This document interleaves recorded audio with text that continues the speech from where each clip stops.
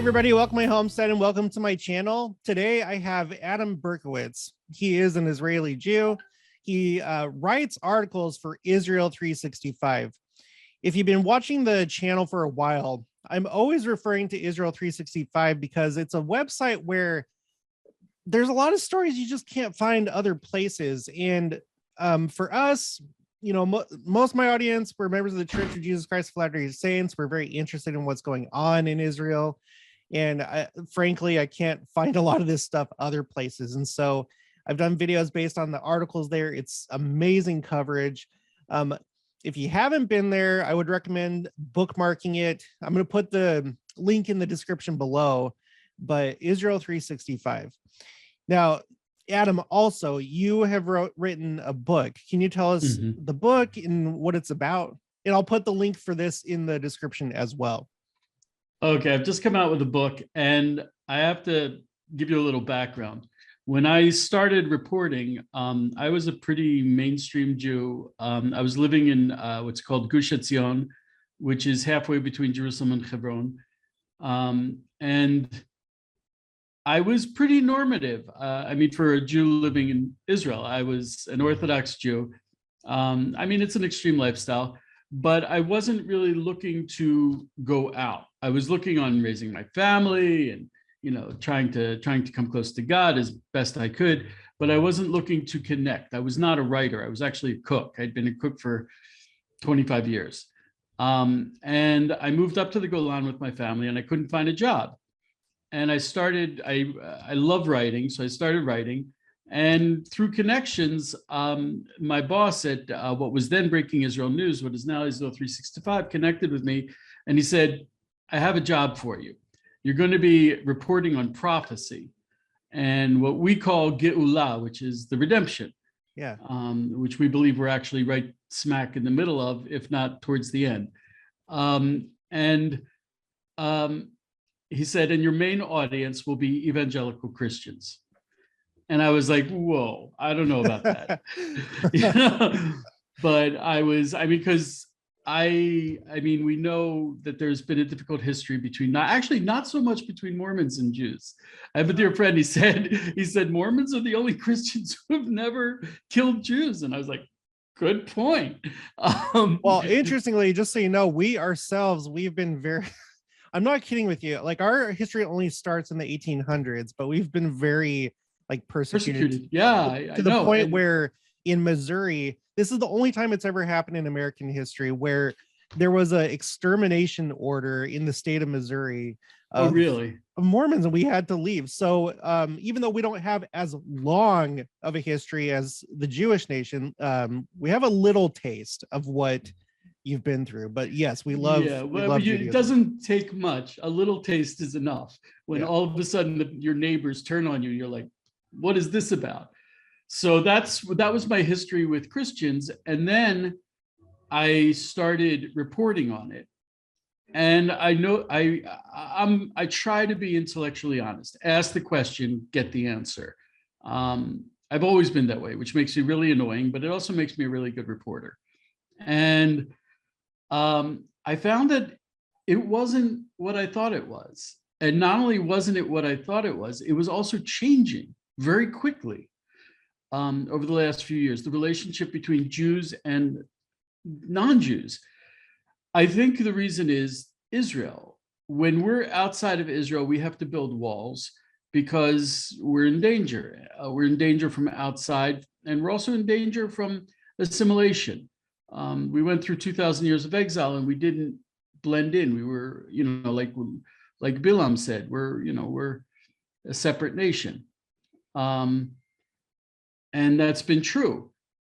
And I think now that the Jews are in Israel, our function has reverted back to, and our function and our nature has reverted back to what we were in the days of Solomon. Our job is to go out into the world to spread the light of Torah, not, God forbid, to convert. That's actually forbidden by Jewish law, to actively convert. But I mean, the light of the Torah is it's huge in the world, not just Jews. We're not talking about the religion. We're talking about the Bible. So I started doing that and I realized, wow, this is interesting. So I started reporting on all these amazing things that are happening, and they really are happening. I don't make things up. I wish I could. It would make my job easier, but they're really, really happening.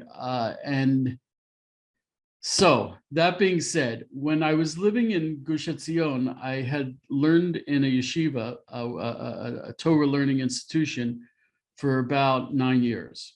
What that meant was at the age of 30, I left my normal life as a cook in classical French restaurants in Manhattan, and I came to Israel. I worked in a dairy farm. I did my IDF service as a combat medic, got trained. And then I went to learn in this Torah institution for 9 years. And it was like, I mean, we're living in caravans, tiny rooms, cast off clothing. It was pretty, but it was really a very high level of serving God. And how old were you at this time? I moved to Israel when I was 30. Okay. So if you have any questions about classical French cuisine or BMW boxer motorcycles, we can talk about that too. Okay. So I was about 30. I was about 34 when I left kibbutz. I'd been raising baby cows in the dairy for 4 years. And then I started learning Torah full time. And that was really, so basically all that period of my life was nonprofit.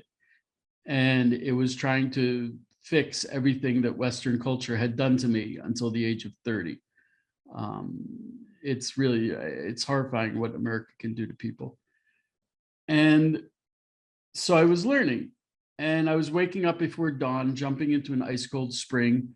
It's kind of funny. One of the differences between Christians and Jews is when I read the New Testament, I read about Jesus jumping into getting baptized, and I'm like, yeah, I do that every morning. And you believe me, if you jump into ice cold water at 4 a.m, the heavens will open up for you. So,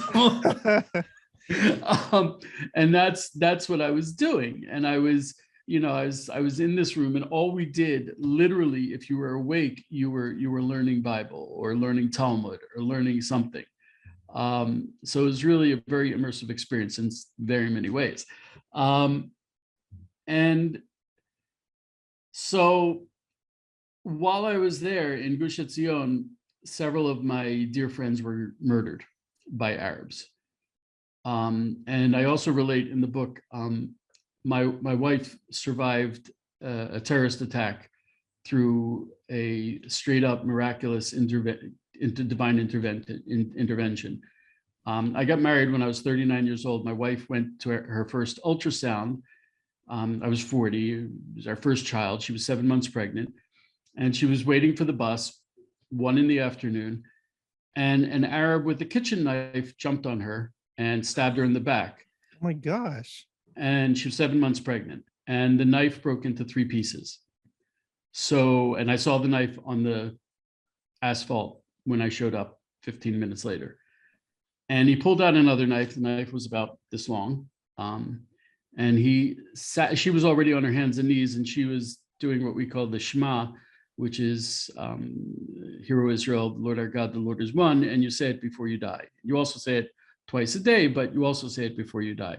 So she was saying that. She's like, this is it. How am I going to explain it to my mother? And the Arab took the second knife and started stabbing her in the back. And the knife literally went in maybe 2 millimeters about 13 times and did not penetrate her back. And she got a cut on the side of her arm. I showed up before the ambulance, and I'm a medic. And I know that when it comes to stab wounds, it can be a little bitty thing that kills the person, or it can be a big gash and it just needs stitches. It's tailor work. Yeah. So you don't know until you get to the hospital. And we got there, and the doctors were like running around, and they're like, she's fine. And they walked away. And I'm like, oh my gosh. It's a miracle. It's a straight up miracle. Yeah. It was actually a young man who was 2 weeks out of the army, and 2 weeks before his wedding, a young man who was a friend of a friend who was at the bus stop and ran over and threw the Arab down, and then the police showed up. So I talk about that in the book. I talk about how my dear friend who used to go out to the forest and talk to God, one day didn't come back, and we went out and found him sitting there with his head in his lap. About how there was an amazing man named Ari Fold, who was just an amazing man. And he, one Friday afternoon, he went out shopping for Shabbos, and an Arab stabbed him. And it was an amazing story. He still, even though his aorta was severed, he managed to shoot and drop the terrorists, though not kill him. There's stories like that time after time. And I hate to say this, but I'm not exceptional. I have a very dear friend, her name is Kay Wilson, and she wrote a book called The Rage Less Traveled, wonderful book. She got a literary agent, and the literary agent said, we're going to get 6 figures for this. No problem. It's a great book, great subject, firsthand account. And most of the book was about healing from a terrorist attack. And she was, after a whole year, the literary agent, who was one of the most prominent, or if not the most prominent agent in Israel, said, I'm sorry, I can't sell it. Because all of the publishing houses said, no, we're not interested in a book about Jews being killed by Arabs or attacked by Arabs. But if you have any books about Palestinians suffering under the occupation, anything, will publish it.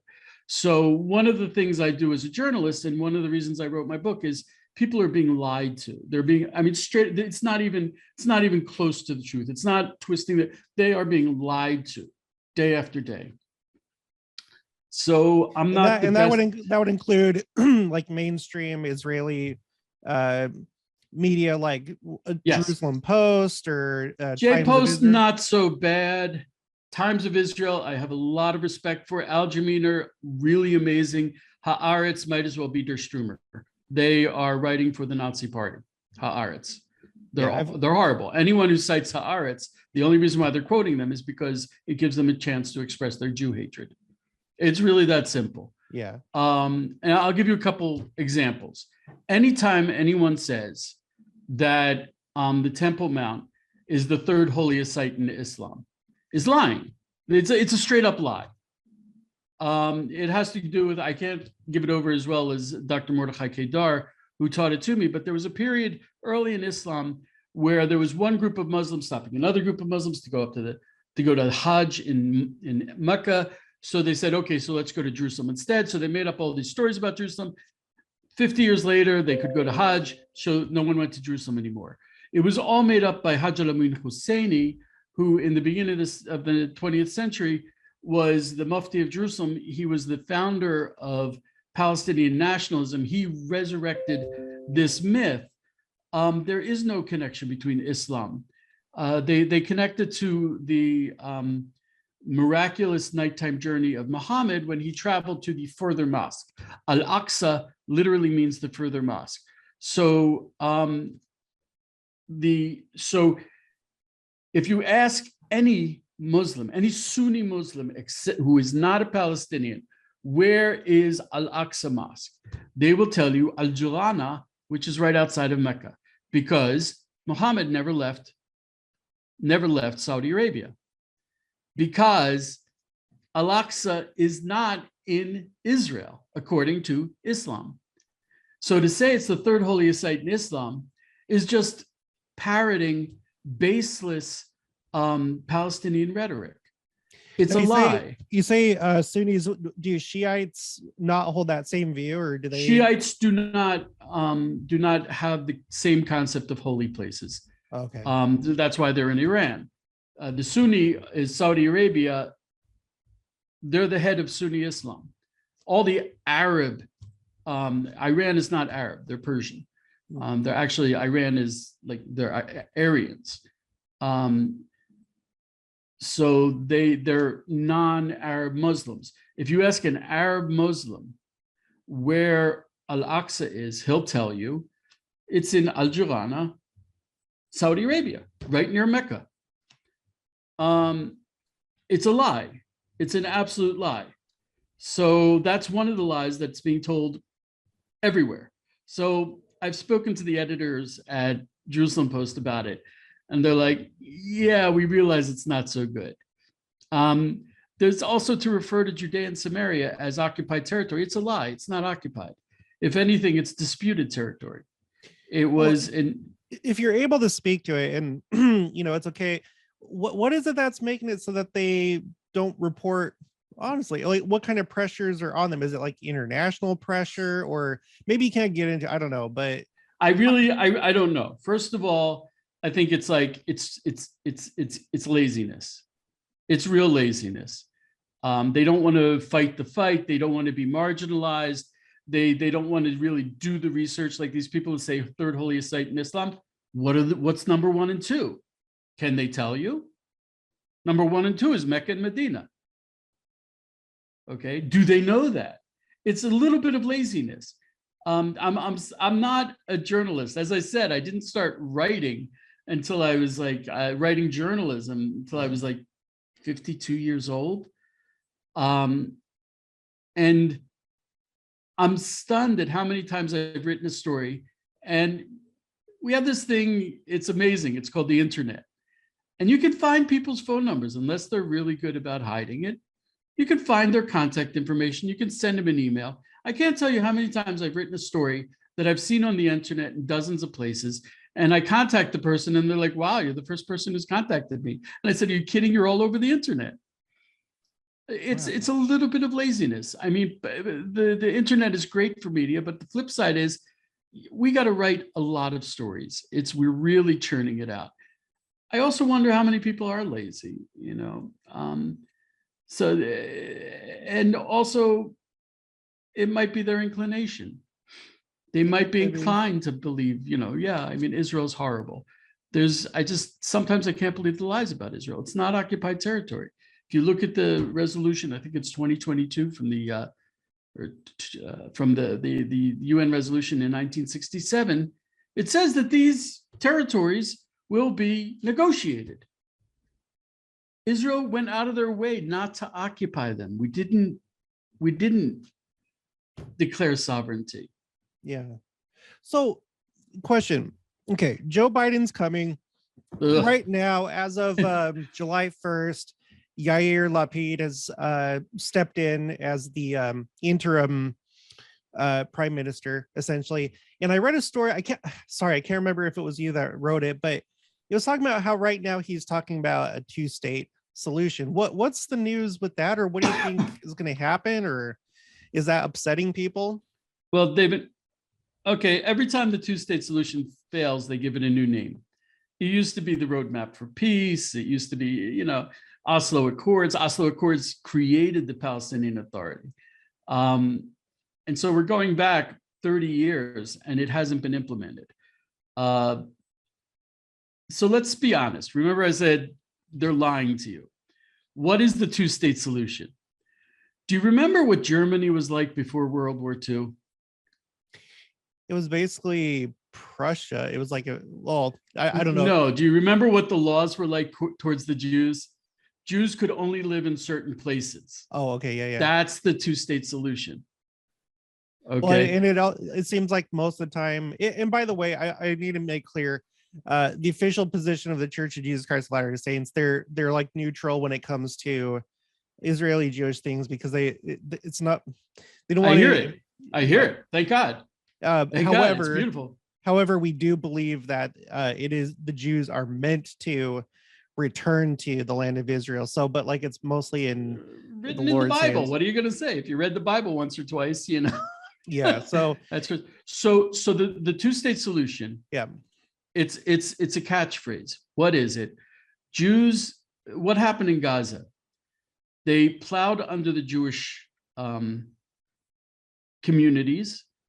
They made them displaced personnel, DPs, as we said after World War II.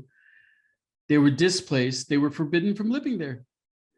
There's less than 1% Christians in Gaza. Okay, it's not just bad for Jews. Okay, so they're going to ethnically cleanse Judea and Samaria. No Jews. Okay? If you go into any they say that Israel is apartheid, but outside of every Palestinian Authority region, there's a big red sign that says no Jews permitted past this point. If you go in, you might die. Wow. Okay, that's the apartheid we have here. Okay, so the two-state solution is ethnically cleansing Jews from Judea and Samaria. No Jews may live there. Okay, it's, you know, we've done that in history, where you forbid people from living in a certain, it's a ghetto. You may not live there. Jews are forbidden. That's racism. And it will ethnically cleanse most of Jerusalem of Jews. And not only ethnically cleanse, but they want to go back to pre-1967, when Jews were not permitted in Hebron to go to visit the cave of the patriarchs. Jews were not permitted to visit the Kotel. Jews were not permitted anywhere near the Kotel. The synagogues in the old city of Jerusalem were destroyed by Jordan, and Jews were not permitted, as it is, we're not permitted to pray on the Temple Mount. We can fudge it a little. We're not permitted to go to the tomb of Joseph.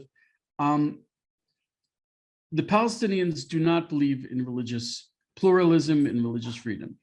That's what the two-state solution is. BDS is an extension, the boycott, divest, and sanctions movement is an exact copy of the Nuremberg laws passed by Nazi Germany before World War II, which said no Jewish businesses. That's BDS. They're Nazis. Okay, I kind of like BDS because you don't have to guess about who's who. I know who the Nazis are. It's really obvious. Okay. Yeah. So by the way, that's the two-state solution he's pushing. And by the way, just for my viewers, if you don't know what the Kotel is, that's the Western Wailing sorry. Wall. Where no, it's okay. I probably some know. I'm not sure how many, but that's what the Kotel is. It's the Western Wall, right? Yeah, the Western Wall, meaning that it's actually the thing you see is a very small, maybe 1/4 of the retaining wall on the western side of the Temple Mount that was built by Herod. Okay, meaning that's the retaining wall. Yeah. The temple was up on top. Yeah. My our church's university, Brigham Young University, I know that there's like other ones out there, but they put together a really good virtual environment of the temple, what it looked like, and like a tour with, you know, it show you all the things like the soreg, the separator between the court of the Gentiles. Like it goes into pretty good detail. It may not be as good as other ones out there, but it is pretty detailed. And I've kind of like gone on there on some of my videos just to explore the temple. I've also gone on the Temple Institute because they have a pretty good explanation. They're awesome. They're awesome. In fact, that's one of the questions I wanted to ask you. Okay, because I did like a live stream before this interview. This is like a week or two ago. And one question that came up is, in Israel, we know that Judaism, it's not like a centralized religion where you have like one leader or anything like that. So, for example, in Israel, how does it work when it comes to like the people that put together the Temple Institute, and how did they get that like authority to be the ones to who manages things, like who okay, the person who started the Temple Institute is Rav Yisrael Ariel, who every time I meet the man, I literally shake in my boots. He is one of the holiest men I've ever met. You just have to look at him and hear his voice for 1 second and you realize, oh my gosh, this is a different level of person. Rav Yisrael Ariel, when he was in his early 20s, he was married, and I guess he had young kids, and it was the 1967 war, and he was a religious young man, and he went to fight with his unit, and his unit was the unit that conquered the Temple Mount. So as a young man, he was up on the Temple Mount, and there was a firefight up there, and he fought the battle. And at the end of the battle, his officer said, "We're going down," because they came up from the Mount of Olives. They went up to the Temple Mount, and his officer said, "We're going down to the western wall. We're going down there. That's it. We need someone to protect our back. This is the high ground. You stay here." Is this the same unit, the one that's famous for the we have control of the Temple Mount? Yes. Okay. Wow. Okay. Cool. All right. Yeah, very cool. And he, as a religious young man, him and a few other soldiers were the first Jews on the Temple Mount in 2,000 years. Maybe not in 2,000 years, but they were the first ones in control, the first Jews in control of the Temple Mount in 2,000 years. And after the war, he said, "We've got to do something with this." Moshe Dayan did what he did, and was one of the most horrible things that could ever have possibly been done. In 1967, if Israel had said, "We're building the temple," the world would have cheered. But we hesitated. And Moshe Dayan did what he did, took down the Israeli flag and handed it back to the Waqf, to the Jordan. But Rav Yisrael Ariel founded the Temple Institute. And there's no one in charge. And as a matter of fact, he's kind of marginalized. There's no clear consensus. Most Orthodox Jews, I mean, Judaism is a process. It's not monolithic, written down. So it's a process. Even Jewish law is a process. If you ask a question in Jewish law and someone says, "This is it. Are there any other opinions?" No, they're lying. It's, you get 9 Jews, you get 10 opinions. Yeah. Okay. I've known that for a while. Like there's like this kind of like ongoing joke. Yeah. Right. It's really annoying, but there's actually a beauty to it, and it's actually a very nice thing. So when he first did it, he was, I mean, remember I said they have these keywords that they use in media. He was an extremist, inciting Arabs, when he was basically trying to rejuvenate what was clearly written in the Bible, the temple service. And he started out very small with education, and education has an impact.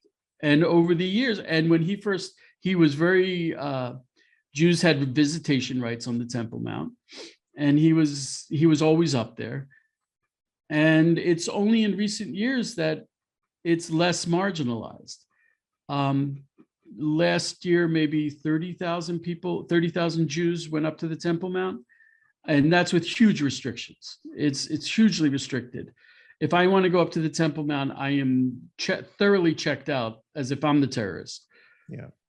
Background checks, body checks, metal detectors. I'm not allowed to take anything up with me except my cell phone. Okay. I'm not allowed to have any display of Jewish objects.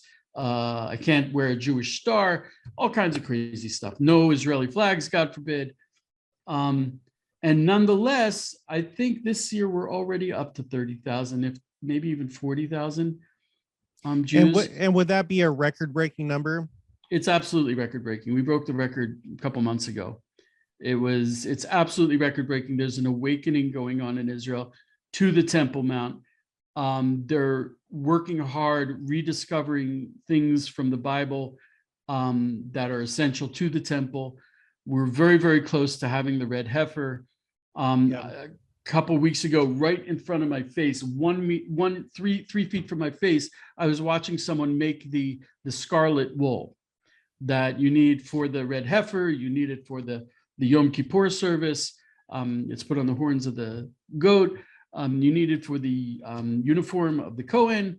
You need it for the tapestry. And they never had it, and they rediscovered it. It's a very tiny insect that's only found 2 weeks out of the year on specific trees in certain regions of Israel. And they recreated it. It's really phenomenal. It's amazing because, so that is now in place. And I know last time I checked, there were like at least, I think like 2 or 3 candidates for the red heifer, and that they may be ready like later this year. I think I saw like September. I'm not sure. Right. The red heifer is a problem. Why? There have only been, I mean, it's a very, very rare. It Yeah. can only have 2 non-red hairs on it. Red, by the way, in Hebrew, aduma, can be brown. So it doesn't have to be bright red. If you understand the language, adom can also be brown. But you can have 2 non-brown or non-red hairs on the heifer. And if you know anything about cows, that's pretty hard. Usually around the hooves, there's discoloration. Also, you can't have any blemishes. So when a calf is born in a professional, either dairy farm or meat farm, they put numbers in their ears. That disqualifies it. Okay, so we have to catch it before they put the numbers in. So it's amazing that they actually did catch a few. It can't have been impregnated. I mean, even rubbing up against the barbed wire fence could make it unkosher. And it has to stay perfectly kosher for 2 years and a day, because less than 2 years is what we call an eglah, or a calf. So it has to be a para aduma, a red cow, and that's 2 years old. So to keep it clean for 2 years, to not have any non-red hairs grow on it for 2 years is incredibly rare. There were, according to Jewish tradition, there were 9 all throughout history. Mm-hmm. And the 10th one, pardon me, my gosh, it's a little late here. Actually, it's not late. I just wake up really early, and it's been a long day. The 10th one will purify the nation to usher in the Messiah, to usher in the end of days. So hopefully, if we find one, we're really, really close. You should know, I should emphasize, we can start the temple service without a red heifer, because we can bring public, non-time-bound sacrifices within impurity. Okay, that includes the daily sacrifice, which is time-bound, but it's a public sacrifice. I'm sorry, public time-bound sacrifices can be brought in impurity. So that includes the twice daily sacrifice. It also includes the Passover sacrifice. Those can be brought even in impurity. The red heifer would enable us to take the temple service up a level, to start bringing individual sacrifices, to purify the Kohens, to purify the utensils. That's what we need the red heifer for. And again, for my audience, even though I talk about them all the time, if there's anybody new, a Kohen or the Kohanim, which is plural, those are the priests of the temple, right? You have the Levites, and then the sons of Aaron, the direct lineage, they are the Kohanim.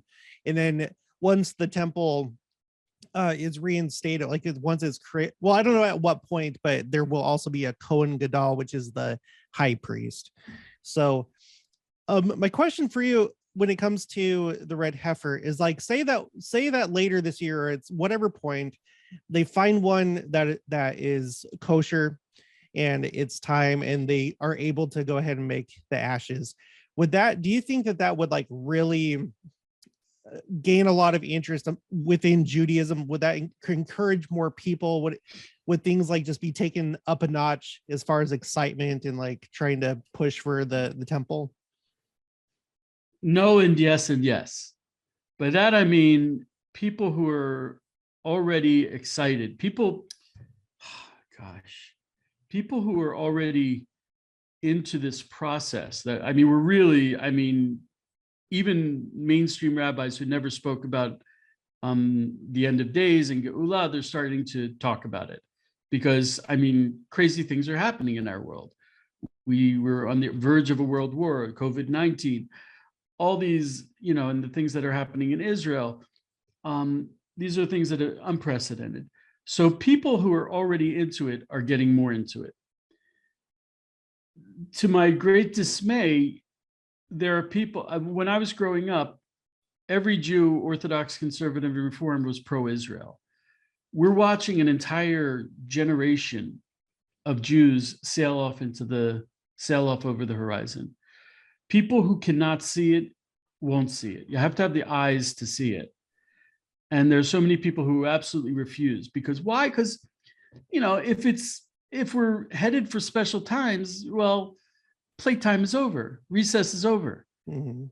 And there are people, they enjoy recess, they enjoy playtime, and they don't want to get serious, and they don't want to, okay, they'll go to church and they'll, do their thing, as long as I'm good with God. Look, I gave my charity. Are you ready to up it a notch? They're probably not. Okay, so like you were talking about, there's some, and I think that this is like a universal phenomena with any given religion. You always have people that are more serious about it, and then those that are maybe a little bit too attached to Babylon, right? Too attached to the world, or yeah, it's or exactly like that. I mean, we have a tradition that only 20% of the Jews left Egypt, and even fewer came back from Babylon. Yeah. People think, when God comes calling, I'll answer. If you're really serious, you'll answer before he comes calling. Mm-hmm. And there are too many people who, no, they're not. And so there are a lot of people who are not so thrilled about the red heifer, so much so that they're very secretive about them. Because if word got out, people would say, "Oh, this is inciting to the Arabs. If you're trying to rip down the Aqsa Mosque, which was built on top of the Jewish temple." So they're not upset about the Jewish temples being ripped down. They're just upset about the mosque being ripped down. But we're very afraid that if word gets out, there will be forces that will try to give a little nick in the ear, kill it, whatever, anything they can do to make the red heifer not happen. And not just, there's a lot of candidates of people who would be trying to do that, Jewish and non-Jewish. Yeah. So. Well, whatever happens, from both of our point of view, no one can stop Hashem, the Lord. That Hashem is like the Lord, basically, for those that don't know. And in my religion, we do believe that there will be another temple in Jerusalem. Now, we have built temples that, that goes into my theology, but we believe that specifically that there will be one in Jerusalem.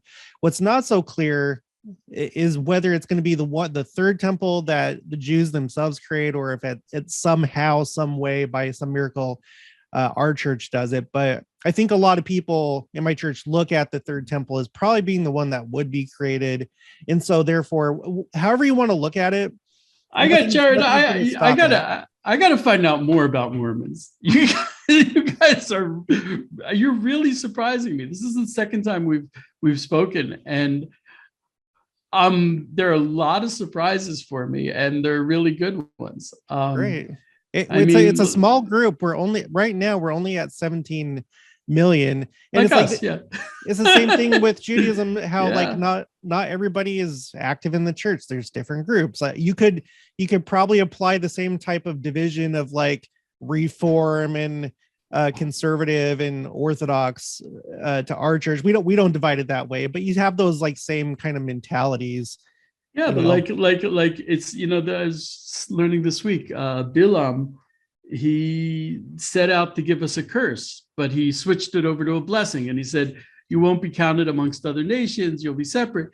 And the question is it a curse or is it a blessing? I mean, it's true. We've always been that way. And I kind of see, like maybe the Mormons are like that too. It's kind of like you're in America, but you're kind of like, you got your own thing going on. Yeah. Well, we think that it's also a special land. And I tend to think that that's actually why there's so many Jews that are in America, because I think it has to do with, it would take a long time to talk about this, but the thing about Israel, okay, because like one of our main things is that we are of Israel, not in the sense of like how other Christians think of it, where it's like, okay, Christ came and now everyone has access to the covenant. It's true if you accept Christ and you're baptized, but once you're baptized into the church, if you're not already literally from Israel, and when I'm saying Israel, I'm talking about like scattered Israel from the northern kingdom and also Judah too. If you're not already descended through that you were adopted in, but it goes so far as to where we have there's a special calling in the church called patriarchs, and they give you a blessing. And it's very similar to when Jacob gave his 12 sons blessings for them, for their posterity. It's kind of like that, but for your own personal life. And you are given, it's declared what lineage you descend through or that you're being adopted into. So for example, in mine, I would be Ephraim, and that's what the majority of the church is Ephraim. But there's others too. There's Reuben and Dan and Issachar. You just you have to talk to the person and find out what it says in their patriarchal blessing. But the way that we view Israel, getting back to what you're saying, is that it is important to be separate, because like one of our apostles said, Israel, it's meant to be fully restored, and it is the government, like the government of God. The government. We believe that when the second coming happens, there's going to be an actual political government. I think not too dissimilar to redemption. Well, that's actually our concept of the first stage of redemption, which will be a process and an era. The second stage is this miraculous, what most people think of Messiah. But we have what we call Mashiach ben David and Mashiach ben Yosef. Yeah. Mashiach ben Yosef is what you just described. Yeah. That's political. We talk about that all the time. But there's some people in the church that have made the connection with Mashiach ben Yosef with Joseph Smith. And of course, that would be our point of view. But anyway, the point is that when Israel is fully restored, there's still going to be, like after the second coming, there would still be different religions. Even though he comes, there's still going to be people continuing in their own religion, but Christ will be the actual king of the earth, and Israel will be the government of the world. And so it's a holy nation. It's special, and that's why God always remembers his covenants. We believe that it goes before this life. That's why Israel is so special. And I mean, that's the whole concept. That's all the concept of in Hebrew, it's Tiuli Mamlechet Kohanim V'Goy Kadosh. You should be for me a kingdom of priests and a holy nation. Yeah, that's what you just described. And a lot of people misunderstand. They think that the third temple will be Jews enforcing Judaism on the whole. No, it's us serving the world. Yeah, which is what Solomon established the first temple to be, is to serve the world. When they want to serve God, when they want to do their religion, let them, they can stay at home and do their religion. But if they want to come close to Hashem without being Jewish, welcome. Mm-hmm. Yeah. Jared can fly into Tel Aviv. He can stop off in the Golan. We can have a beer together, and I can say, Jared, so you're going to Jerusalem tomorrow. You know what? I might go with you. I really hope that at some point I'll be able to come visit Israel. And I would love to visit with you. Can't do beer. That's one thing that we don't do alcohol. Oh, right. I'm sorry. Can't even do coffee. Oh my gosh. I know it's weird. Oh my gosh. I couldn't imagine that. Thank God I'm Jewish. I can live without bacon, but I need my coffee. God bless you, Jared. That's one of those commandments. It's kind of like the red heifer, because I know there's like different classes of commandments where there's some that are rational, but some that are simply a mystery to us human beings. But and there's like the whole thing with the red heifer. How can you still be pure after you kill the red heifer? But it's a commandment of God, and that's just how it is. And I think that's something we can come together on. It's like if your father says to you, "Don't step over this line," and you're like, "Why not?" Because I said so. So when your father says, "Don't steal money from your neighbor," it's like, it's not because, oh, that's not a nice thing, because then you can reason and say, oh, he has lots of money. But if you say, well, because dad said not to, it's the same as the red line. So my dear friend Jared, he's like, God said not to drink coffee or not to drink alcohol. Okay, God also said to, not to murder, not to steal, not to, okay, he said not to, I won't. That's... Exactly. And other people, they'll be like, oh, you don't murder, but abortion isn't murder, but they can reason themselves into the craziest places. Yeah. I think that people that are more religious, they realize that whatever religion they are, they realize that God has set bounds, or he has given specific commandments. And even if we don't understand them, maybe after this life, in the world to come, maybe we will, maybe we'll finally understand it. But the point is, there's too many people that they'll want to like have religion conform to them, and that's not the right. There is a truth, and it's your job to find Hashem and then conform to his laws. You'll get to heaven there. You'll be in this amazing place with, you'll be hanging out with your friends, and you'll be hanging out by this beautiful waterfall. And then you'll look over and there's a place that's not so nice. And you're like, what's over there? And they say, that's for the people who drank coffee. Well, it's like there's some people that they may become members of the church, but then like over simple things like that, it's like they'll give up God over something that's kind of trivial. And sometimes I wonder if that's why he gave that commandment, as like kind of like a way to sort people that just like, can't obey just like simple things like that. Can I ask you? Go ahead. Can I ask you a personal question? Of course. How many kids do you have? I only have 3, but only 3. Okay. I wish I had more. God bless you. You should be blessed. You should be blessed with everything.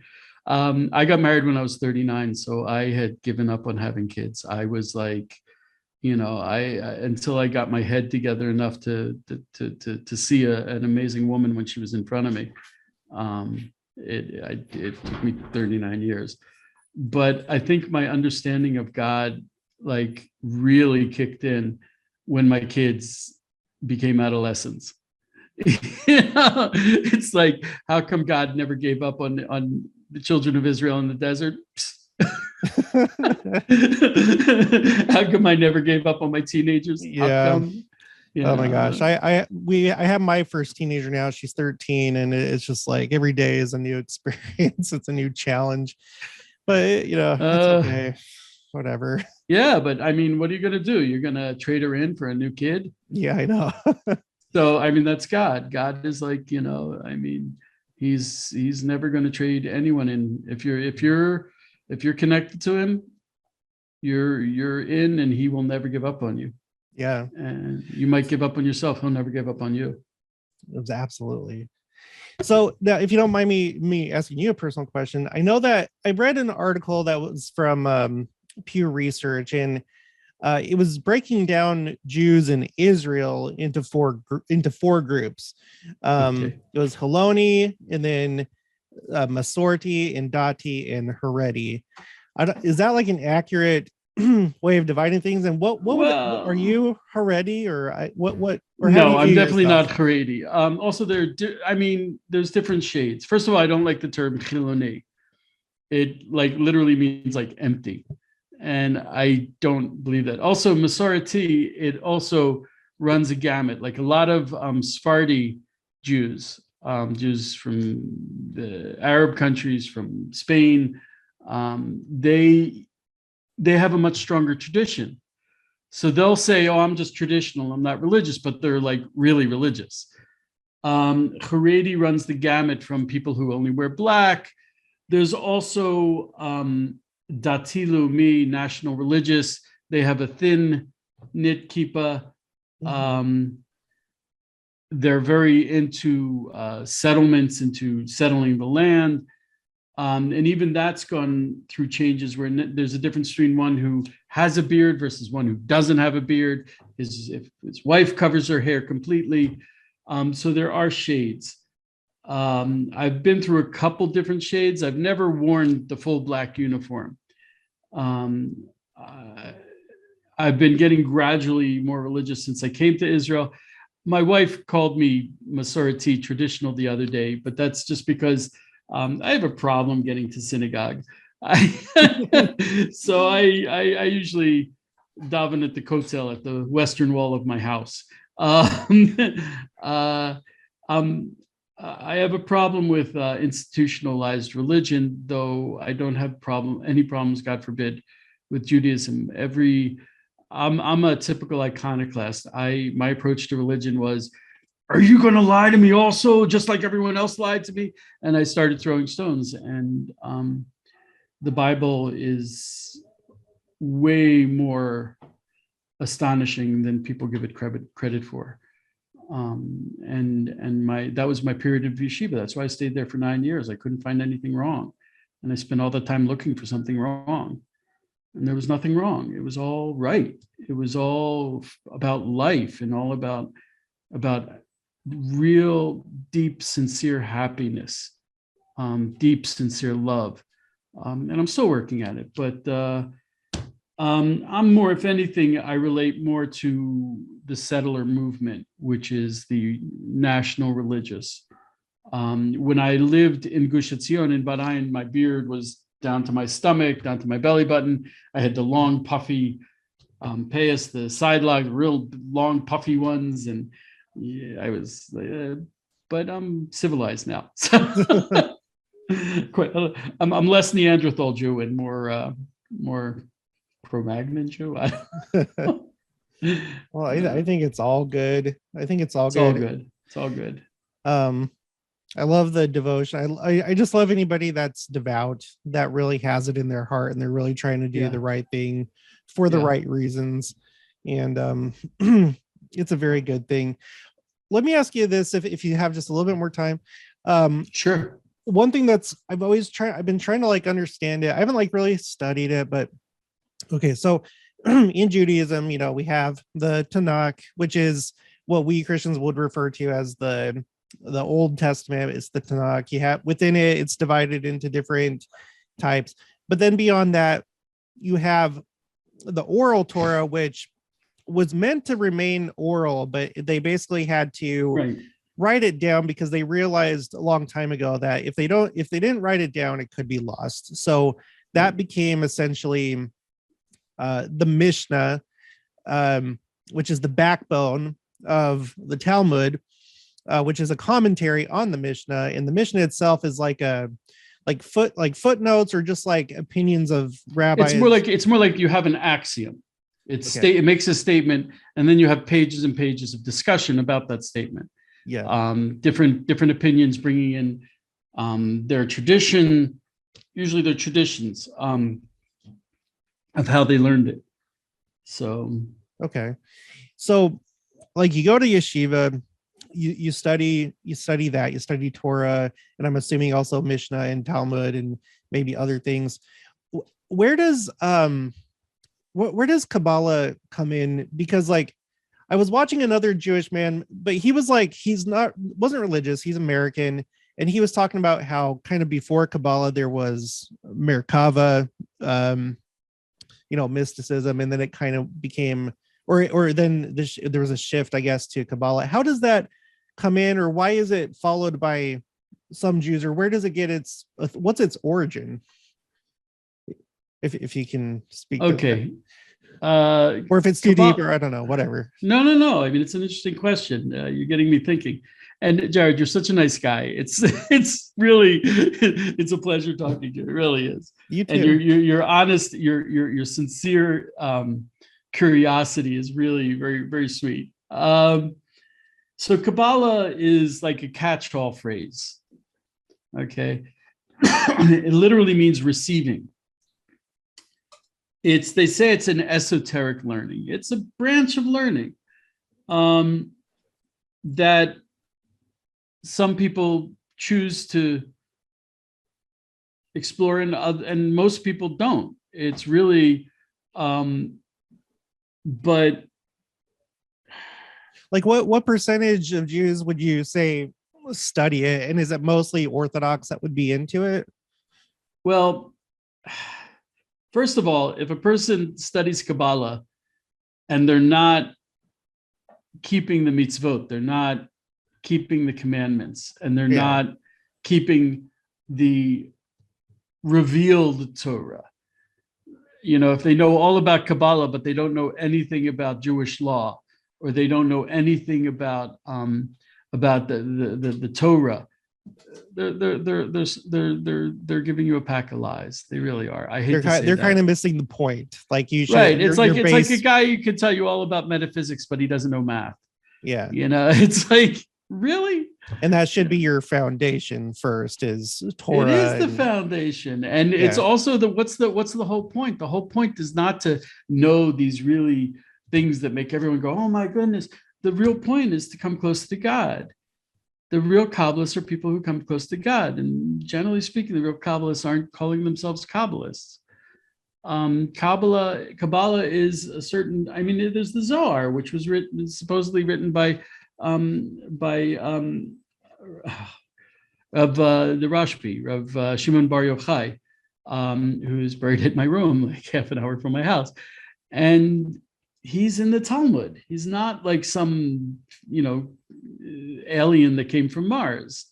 He had teachings in the Talmud, and he also had teachings that were collected in the Zohar.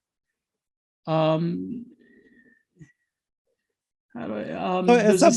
some point the Zohar kind of also oral, and then it was written down? Is that kind of how the Zohar became to be? Yeah, and there were different teachers, schools of thought in it. There's a saying that Torah is a drug of life or a drug of death, meaning it really depends how you take it. There are people that'll become religious, and you're like, something, dude, chill out, go outside, have a couple beers, come back, and then we'll talk, even if you're Mormon, because it's not doing you any good. It's not doing me any good. It's not doing the world any good. And it's probably not doing God any good either. Okay. And then there are people, they don't really even, they don't even need religion or the Bible. They're just always looking on their own, and that's their path. So Kabbalah, it's like, okay, so what are you doing with it? What are you doing with it? Yeah. Okay. So, but it is like oral Torah. It's an esoteric branch of oral Torah that actually not so many people get into. Yeah. There's a tradition amongst the Ashkenazi that you shouldn't start learning it until you're 40 years old and you have kids. The Sephardim actually start learning it when they're very young without any prerequisites. So. And just so everyone knows, this is more commonly known knowledge, but you in the Jewish diaspora, you kind of have like two main groups: the Ashkenazi that are mostly in like Eastern Europe, places like Poland and Russia, stuff like that, and then the Sephardi would be, like he was talking about before, among Arab nations, but also seems pretty concentrated in like Spain and Portugal. Until the expulsion. Yeah. So yeah. All right. Well, I probably need to take off at this point, and I don't want to keep you any longer. It's evening in Israel right now, so I'm sure you're ready to enjoy the rest of your evening. But you're fantastic. You too. You really are. I gotta write about Mormon. I gotta check it out. I've never written about Mormon or the Church of the Latter-day Saints. I'm really, you've given me an exposure that makes me think that when the time comes, I'm going to be walking towards all the fireworks, and I'm going to turn around and be like, oh, Jared, here you are. I was waiting for you. All You're right. going to be right there with me, God willing. I don't think out of all of Christianity or possibly any other religion you'll ever find better friends than in the Church of Jesus Christ of Latter-day Saints. That was my dog. We have a beautiful Labrador. We're watching. I think you're absolutely right, and I have to look into that. I really have to look into that. Yeah. Oh, and if you get a chance, go check out the Orson Hyde Memorial Garden. It's in Gethsemane. Absolutely. I told my boss about it. He was like, "Oh my gosh, we got to check it out."